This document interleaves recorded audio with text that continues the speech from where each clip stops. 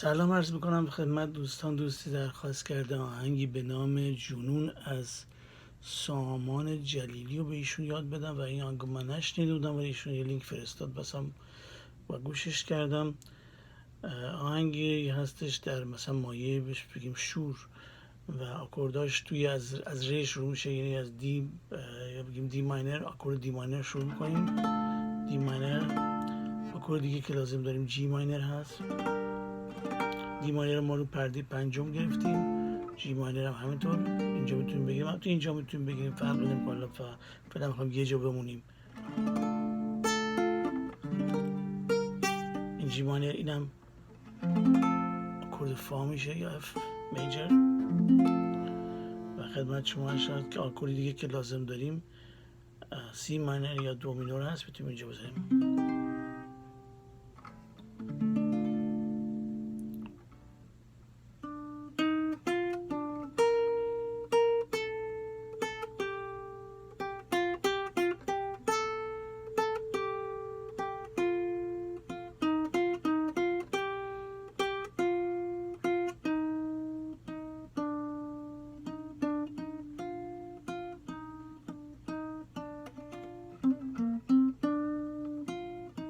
موردش هنوز برای نیستم و آهنگم نیست که فکر کنم بخوام یادش بگیرم، ولی که شبیه فکر کنم هم آهنگ شبیه آهنگ چیز قوقای ستارگان هم شبیه اونه، هم شبیه یکی از آهنگای آقای راغب هست.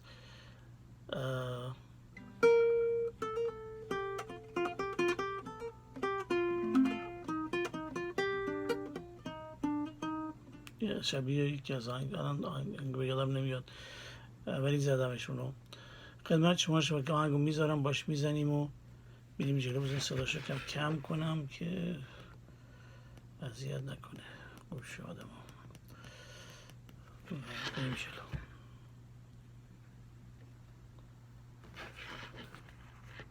زیادی کمش کردیم این دفعه، بذار کم از اول بذاریمش.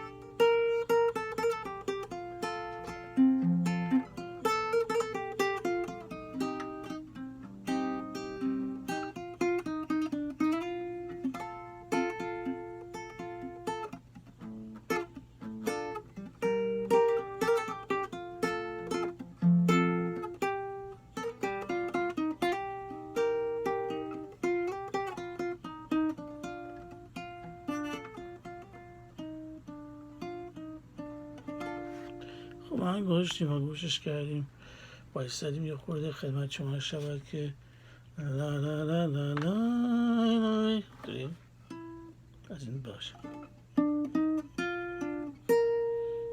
از پسیم خدمت شما سوم پرده هفتم شروع میکنم.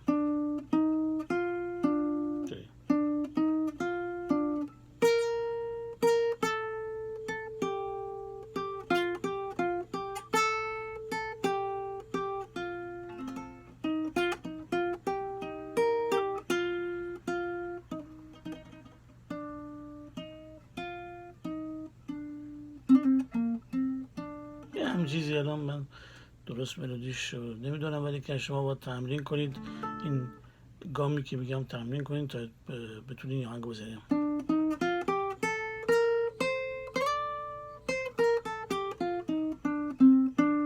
پس از این سیم سوم پرده هفتم شروع کنید، به پرده هشتم برید، بعد سیم دوم پرده ششم بیتو شد.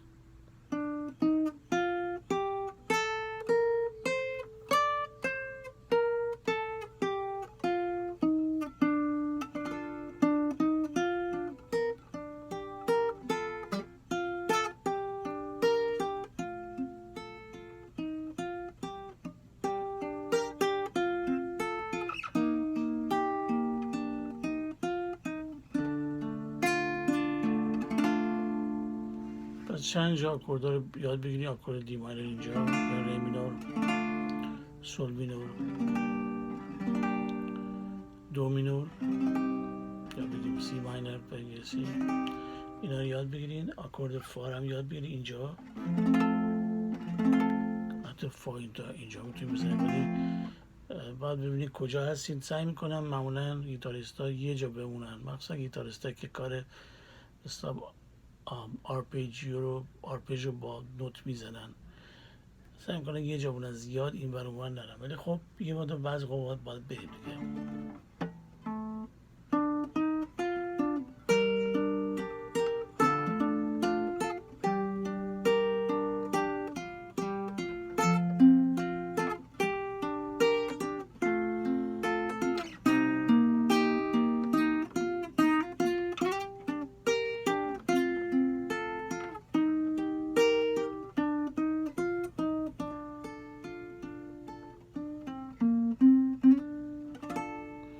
همونطور گفتم آهنگ بلد نیستم، ولی که فکر میکنم اگر همین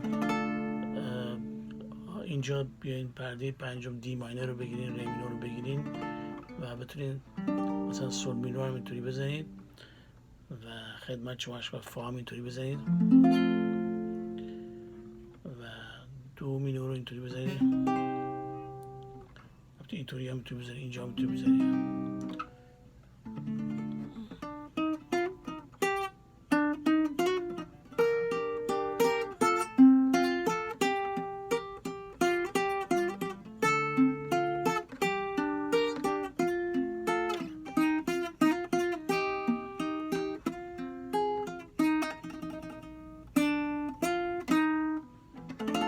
همین چیزی. من دیگه وقت شما رو نمیگیرم و سر شما رو درد نمیارم و آهنگی نیست که من بخوام یادش بگیرم، ولی فکر میکنم اگه دوست داری یاد بگیره با همین تمرین این گام و یا آکوردا میتونه انشاءالله یادش بگیره.